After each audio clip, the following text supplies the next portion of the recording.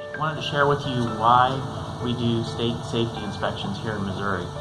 Yesterday we had a young lady bring in her Jeep Liberty, and when the technician was doing the routine safety inspection, he noticed something wasn't exactly right with the brakes. So upon further inspection, this is what he found. As you can see that we've got a brake rotor that has completely separated, yet it's got brand new brake pads on the vehicle. This is a completely unsafe situation that could have resulted in a vehicle collision. That is the main reason why we do state safety inspections here in Missouri.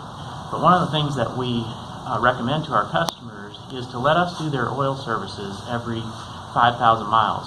Our qualified technicians are doing a complete maintenance inspection free of charge every single time your vehicle comes in for service. We're trying to prevent situations such as this from developing and keeping your vehicle safe and reliable. Why do we care so much? Because our families drive these roads too.